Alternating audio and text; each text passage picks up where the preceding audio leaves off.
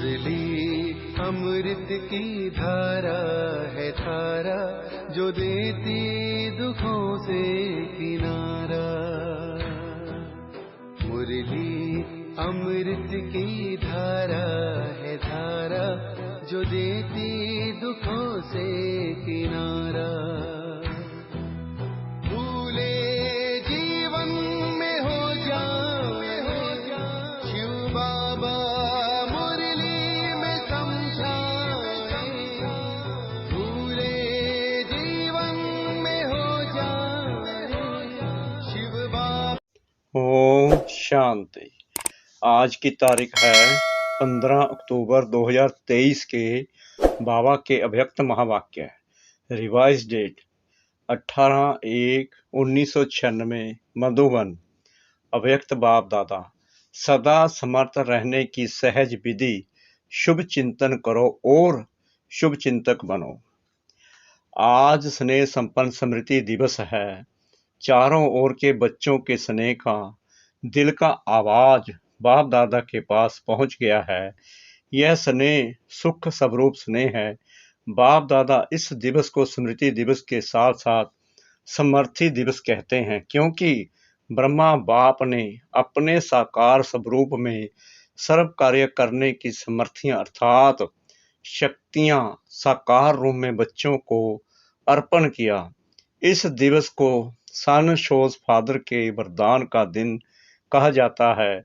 साकार रूप में बच्चों को आगे किया और फरिश्ता रूप में अपने बच्चों की और विश्व की सेवा आरंभ किया।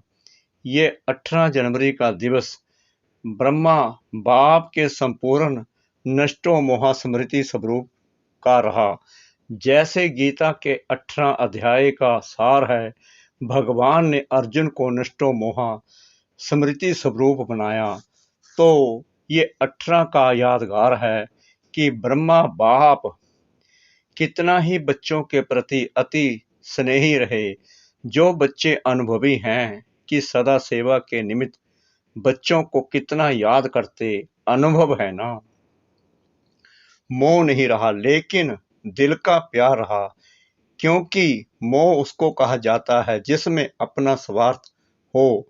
तो ब्रह्मा बाप का अपना स्वार्थ नहीं रहा, लेकिन बच्चों में सेवा अर्थ अति स्नेह रहा।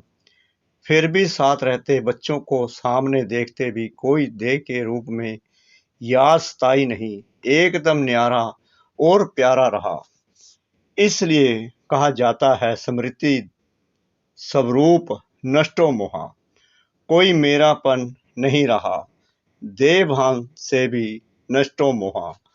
तो ये दिवस ऐसे फॉलो फादर का पाठ पढ़ाने का दिवस रहा।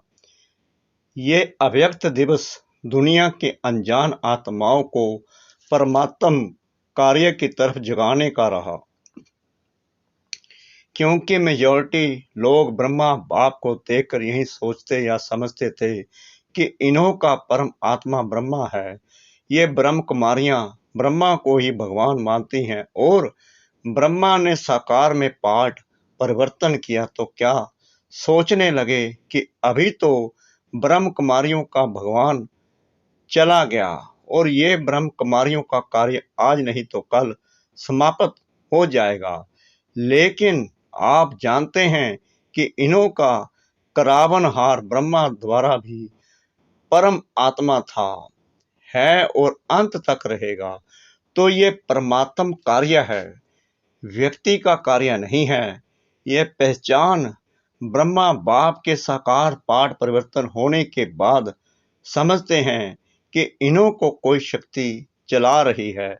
अभी भी बेचारे परम आत्मा को नहीं जानते, लेकिन कोई शक्ति कार्य करा रही है। वो कौन सी शक्ति है उसको भी देख रहे हैं, सोच रहे हैं और आखिर तो समझना ही है। तो किसका कार्य है, ब्रह्मा बाप का या परम आत्मा का ब्रह्मा द्वारा? किसका कार्य है? जो बच्चे साकार के बाद में आए हैं वो सोचते हैं कि ब्रह्मा बाबा ने अपना साकार पाठ इतना जल्दी क्यों पूरा किया, हम तो देखते ही ना, हम तो मिलते ना। सोचते हो ना। लेकिन कल पहले का भी गायन है कि कौरव सेना के निमित्त बने हुए महावीर का कल्याण किस द्वारा हुआ? शक्ति द्वारा हुआ ना। तो शक्तियों का पाठ ड्रामा में साकार रूप में नूंदा हुआ है और सब मानते भी हैं कि मात्र शक्ति के बिना इस विश्व का कल्याण होना असंभव है। तो ब्रह्मा बाप फरिश्ता क्यों बना? साकार पाठ परिवर्तन क्यों हुआ? अगर ब्रह्मा बाप फरिश्ता रूप नहीं धारण करता तो आप इतनी आत्माएं यहाँ पहुंच नहीं पाती, क्योंकि वायुमंडल की भ्रांतियां इस विश्व क्रांति के कार्य को हल्का कर रही थी। तो ब्रह्मा बाप का फरिश्ता बनना आप ज्यादा से ज्यादा बच्चों के भाग्य खुलने का कारण रहा। अभी फरिश्ते रूप में जो सेवा की फास्ट गति है वो देख रहे हो ना। फास्ट गति हो या कम हुई है, फास्ट हुई है ना। तो फास्ट गति हुई तभी आप यहाँ पहुंचे हो, नहीं तो सोए हुए थे अच्छी तरह से। तो आज का दिवस ऐसा नहीं है जैसे लोग मनाते हैं, चला गया, लेकिन उमंग उत्साह आता है कि फॉलो फादर, हम भी ऐसे स्मृति स्वरूप नष्टो मोहा बने। ये प्रैक्टिकल पाठ पढ़ने का दिवस है। आज आप किसी के भी दिल से दुख के आंसू निकले या अंदर अंदर थोड़ा आया, जिसको दुख की थोड़ी भी लहर आई वो हाथ उठाओ। दुख हुआ नहीं हुआ, आज के दिन तो ब्रह्मा बाप को सेवा का साथी बनने का दिन है। आप सब साथी हो कि साक्षी हो, सेवा में साथी और माया के परिस्थितियों से साक्षी। माया को तो वेलकम किया है ना कि घबराते हो, हाय क्या हो गया, थोड़ा थोड़ा घबराते हो। माया के हल्के हल्के रूपों को तो आप भी जान गए हो और माया भी सोचती है कि ये जान गए हैं। लेकिन जब कोई भी विकराल रूप की माया आवे तो सदा साक्षी होकर खेल करो। जैसे वो कुश्ती का खेल होता है ना, देखा है कि दिखाएं, यहाँ बच्चे करके दिखाते हैं ना, तो समझो कि ये कुश्ती का खेल खेल रहे हैं। अच्छी तरह से मारो, घबराओ नहीं, खेल है तो साक्षी होकर खेल करने में मजा आता है। और माया आ गई तो घबरा जाते हैं। कुछ भी ताकत अभी माया में नहीं है, सिर्फ बाहर का शेर का रूप है, लेकिन बिल्ली भी नहीं है। सिर्फ आप लोगों को घबराने के लिए बड़ा रूप ले आती है। फिर सोचते हो पता नहीं अब क्या होगा। तो यह कभी नहीं कहो क्या करूं, कैसे होगा, क्या होगा। लेकिन बाप दादा ने पहले भी ये पाठ पढ़ाया है कि जो हो रहा है वो अच्छा और जो होने वाला है वो और अच्छा। ब्राह्मण बनना अर्थात अच्छा ही अच्छा है, चाहे बातें ऐसी होती हैं जो कभी आपके स्वप्न में भी नहीं होती, और कई बातें ऐसी होती हैं जो अज्ञान काल में नहीं होगी, लेकिन ज्ञान के बाद हुई है। अज्ञान काल में कभी बिजनेस नीचे ऊपर नहीं हुआ होगा और ज्ञान में आने के बाद हो गया। घबरा जाते हैं, हाय ज्ञान छोड़ दें। लेकिन कोई भी परिस्थिति आती है, उस परिस्थिति को अपना थोड़े समय के लिए शिक्षक समझो। शिक्षक क्या करता है? शिक्षा देता है ना। तो परिस्थिति आपको विशेष दो शक्तियों के अनुभवी बनाती है। एक सहन शक्ति, न्यारापन, नष्टो मोहा, और दूसरा सामना करने की शक्ति का पाठ पढ़ाती है, जिससे आगे के लिए आप सीख लो कि ये परिस्थिति ये दो पाठ पढ़ाने आई है। और जो कहते रहते हो हम तो ट्रस्टी हैं, मेरा कुछ नहीं है, ठगी से तो नहीं कहते, दिल से कहते हो। ट्रस्टी हो कि थोड़ा गृहस्थी हो, कभी गृहस्थी बन जाते कभी ट्रस्टी बन जाते। न्यू ईयर में बाप दादा को 2-4 खिलौने दिए थे। उसमें क्या था कि एक तरफ करो तो भाई हैं, दूसरी तरफ करो तो फीमेल है। एक ही खिलौना बदल जाता था, एक सेकंड में वो हो जाता, एक सेकंड में वो हो जाता। तो आप ऐसे खिलौने तो नहीं हो, अभी अभी गृहस्थी, अभी अभी ट्रस्टी, थोड़ा थोड़ा कभी कभी तो हो जाता है। घबराते हो ना, तो माया समझ जाती है कि ये घबरा गया है, मारो अच्छी तरह से, इसलिए घबराओ नहीं। ट्रस्टी हैं अर्थात पहले से ही सब कुछ छूट गया। ट्रस्टी माना सब बाप के हवाले कर दिया। मेरा क्या होगा, बस गा गा आता है ना, तो गड़बड़ होती है। सब अच्छा है और अच्छा होना ही है। निश्चिंत हैं, इसको कहा जाता है समर्थ स्वरूप। तो आज का दिन कौन सा है समर्थ बनने का, नष्टो मोहा होने का। सिर्फ बाबा बहुत याद आए, गीत गाने का नहीं है। तो ब्रह्मा बाप का फरिश्ता रूप होना ड्रामा में परमात्म कार्य को प्रत्यक्ष करने का निमित्त कारण बना। ब्रह्मा बाबा है या है नहीं, है, दिखाई तो देता नहीं। देखो, आप जो पीछे आए हो वो बहुत लक्की हो। क्यों, अभी सेवा के बने बनाए साधनों के समय पर आए। मक्खन निकाला 60 वर्ष वालों ने, और मक्खन खाने वाले आप आ गए। आज हिस्ट्री सुनी होगी ना, इतनी मेहनत आप करते तो भाग जाते। और वर्तमान समय सेवा का वायुमंडल बना हुआ है। अभी चाहे प्रेसिडेंट हैं, चाहे प्राइम मिनिस्टर हैं, चाहे कोई भी नेता है, मेजॉरिटी ये तो मानते हैं ना कि कार्य अच्छा है, हम कर सकते हैं या नहीं। वो बात अलग है, हरेक का पाठ अपना है, लेकिन अच्छा कार्य है और ये कार्य है और आगे बढ़ना चाहिए, ये तो कहते हैं ना। पहले क्या कहते थे कि ब्रह्म कुमारियों की शक्ल भी नहीं देखना। अगर शुरू में निमंत्रण देने जाते भी थे ना, तो दरवाजा बंद कर देते थे। तो आप तो अच्छे टाइम पर आए हो ना। सेवा का चांस बहुत है, जितनी सेवा करने चाहो उतनी कर सकते हो। अभी सभी समझते हैं कि साकार ब्रह्मा के बाद भी ब्रह्म कुमारियों ने सिल्वर जुबली भी मना ली, गोल्डन भी मना ली, अभी डायमंड तक पहुंच गए हैं। क्योंकि कोई भी बड़ा गुरु चला जाता है तो गड़बड़ हो जाती है। यहाँ गड़बड़ है क्या, यहाँ तो और ही वृद्धि है, बढ़ता जाता है। तो इससे सिद्ध है कि ये कार्य कराने वाला बाप परम आत्मा है। निमित्त माध्यम ब्रह्मा बाप है, अभी भी माध्यम ब्रह्मा बाप है। ये पाठ अलग चीज है, लेकिन माध्यम ड्रामा ने पहले साकार ब्रह्मा रहा और अभी फरिश्ता रूप में ब्रह्मा है। ब्रह्मा को पिता कहेंगे, रचता तो ब्रह्मा है ना। ये तो पाठ बीच बीच में बच्चों की पालना करने के लिए निमित्त है। बाकी रचता ब्रह्मा है और रचना के कार्य में अभी भी अंत तक ब्रह्मा का ही पाठ है। तो आज सारे दिन में किसके पास माया आई, कोई पोत्रा दोत्रा याद नहीं आया। तो सदा ऐसे समर्थ रहो। और इसकी सबसे सहज विधि है, दो शब्द याद रखो।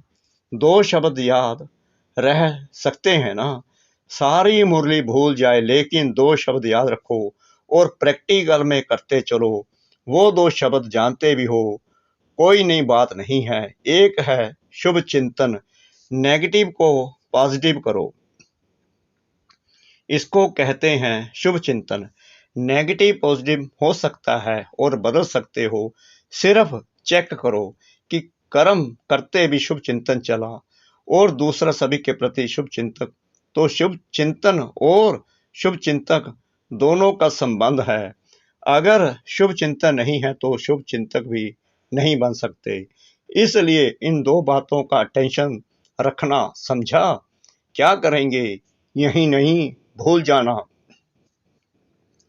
क्योंकि अभी देखा गया है कि बहुत ऐसी समस्याएं हैं, लोग हैं जो आपके वाणी से नहीं समझते, लेकिन शुभ चिंतक बन शुभ वाइब्रेशन दो तो बदल जाते हैं और एक बात से मुक्त भी होना है। इस ब्राह्मण जीवन में मुक्त होने वाले होना, मुक्त होने की 9 बातें बता दी। अगर इन 9 बातों से मुक्त हो गए तो 9 रत्न बन सकते हैं। तो आज बाप दादा एक बात की स्मृति दिला रहे हैं, कभी भी कोई भी शारीरिक बीमारी हो, मन का तूफान हो, तन में हलचल हो, प्रवृत्ति में हलचल हो, सेवा में भी हलचल होती है, तो किसी भी प्रकार के हलचल में दिल शिकस्त कभी नहीं होना। बड़ी दिल वाले बनो। बाप की दिल कितनी है, छोटी है क्या? बाप बड़ी दिल वाले हैं और बच्चे छोटे दिल कर देते हैं। बीमार हो गए तो रोना शुरू कर देंगे। दर्द हो गया तो दिल शिकस्त होना दवाई है। बीमारी चली जाएगी कि बढ़ेगी? जब हिसाब किताब आ गया, दर्द आ गया, तो हिसाब किताब आ गया ना। लेकिन दिल शिकस्त से बीमारी को बढ़ा देते हो। इसलिए हिम्मत वाले बनो तो बाप भी मददगार बनेंगे। ऐसे नहीं रो रहे हैं, हाय क्या करूं, और फिर सोचो कि बाबा की तो मदद है ही नहीं। मदद उसको मिलती है जो हिम्मत रखते हैं। पहले बच्चे की हिम्मत, फिर बाप की मदद है। तो हिम्मत तो हार ली और सोचने लगते हो कि बाप की मदद तो मिली नहीं। बाबा भी टाइम पर तो करता ही नहीं है। तो आधे अक्षर याद नहीं करो। बाबा मददगार है, लेकिन किसका? तो आधा भूल जाते हो और आधा याद करते हो कि बाबा भी पता नहीं महारथियों को ही करता है। हमको तो करता ही नहीं है, हमको तो देता ही नहीं है। पहले आप महारथी पीछे, लेकिन दिल शिकस्त नहीं बनो। और मन में अगर कोई उलझन आ भी जाती है तो ऐसे समय पर निर्णय शक्ति चाहिए। और निर्णय शक्ति तब आ सकती है जब आपका मन बाप की तरफ होगा। अगर अपने उलझन में होंगे तो हाँ ना इसी उलझन में रह जाएंगे। इसलिए मन से भी दिल शिकस्त नहीं बनो। और धन भी नीचे ऊपर होता है। जब करोड़पतियों का ही नीचे ऊपर होता है तो आप लोग उसके आगे क्या हो तो होना ही है। लेकिन आप लोगों को निश्चय पक्का है कि जो बाप के साथी हैं, सच्चे हैं, तो कैसी भी हालत में बाप दादा दाल रोटी जरूर खिलाएगा। दो दो सब्जी नहीं खिलाएगा, दाल रोटी खिलाएगा। लेकिन ऐसे नहीं करना कि काम से थक करके बैठ जाओ और कहो बाबा दाल रोटी खिलाएगा। ऐसे अलवेले या आलस्य वाले को नहीं मिलेगा। बाकी सच्चे दिल पर साहब राजी है। और परिवार में भी खिटपिट तो होनी है। जब आप लोग कहते हो कि अति के बाद अंत होना है, कहते हो अति में जा रहा है और जाना है, तो परिवार में खिटखिट ना हो, ये नहीं होना है। होना है, लेकिन आप ट्रस्टी बन, साक्षी बन, परिस्थिति को बाप से शक्ति ले हल करो। गृहस्थी बनकर सोचेंगे तो और गड़बड़ होगी। पहले बिल्कुल न्यारे ट्रस्टी बन जाओ। मेरा नहीं, ये मेरापन, मेरा नाम खराब होगा, मेरी गलानी होगी, मेरा बच्चा और मुझे, मेरी सास मेरे को ऐसे करती है, ये मेरापन आता है ना, तो सब बातें आती हैं। मेरा जहां भी आया वहां बुद्धि का फेरा हो जाता है, बदल जाते हैं।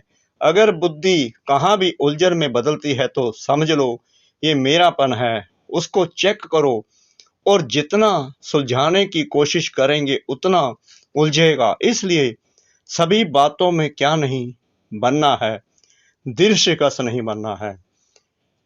क्या नहीं बनेंगे? दिल शिकस्त। सिर्फ कहना नहीं, करना है।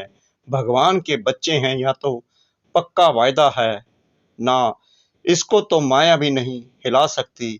जब ये पक्का वायदा है, निश्चय है, तो भगवान के बच्चे भी दिल शिकस्त हो जाएं तो बड़ी दिल रखने वाले कौन होंगे? और कोई होंगे? आप ही हो ना। तो क्या करेंगे? अभी समर्थ बनो और सन शोज फादर का पाठ पक्का करो। कच्चा नहीं करो, पक्का करो। सभी हिम्मत वाले होना। हिम्मत है, अच्छा। चारों ओर के सर्वसमर्थ आत्माओं को, सर्व माया जीत प्रकृति जीत आत्माओं को, सदा सनशोज फादर करने वाले बच्चों को, सदा दिल खुश रहने वाले बच्चों को बाप दादा का याद, प्यार और नमस्ते। आज विदेश वाले बच्चे भी बहुत याद आ रहे हैं। चारों ओर मधुबन से मन की लगन लगी हुई है। बाप दादा भी सभी बच्चों को सामने देख विशेष याद और सेवा का याद प्यार दे रहे हैं। बाप दादा ने 9 रत्नों में आने के लिए जिन 9 बातों से मुक्त बनने का इशारा दिया है वह निम्नलिखित हैं। नंबर 1 क्रोध मुक्त, नंबर 2 व्यर्थ संकल्प मुक्त, नंबर 3 लगाव मुक्त, नंबर 4 परमत परचिंतन और परदर्शन मुक्त, नंबर 5 अभिमान व अपमान मुक्त, नंबर 6 झमेला मुक्त, नंबर 7 व्यर्थ बोल डिस्टर्ब करने वाले बोल से मुक्त, नंबर 8 अप्रसन्नता मुक्त, नंबर 9 दिल शिकस्त मुक्त। अच्छा, मीठे मीठे सिकला दे बच्चों प्रति माता पिता बाप दादा का याद प्यार और गुड मॉर्निंग। रूहानी बाप की रूहानी बच्चों को नमस्ते। हम रूहानी बच्चों की रूहानी बाप दादा को श्रद्धा भरी प्रेम भरी नमस्ते।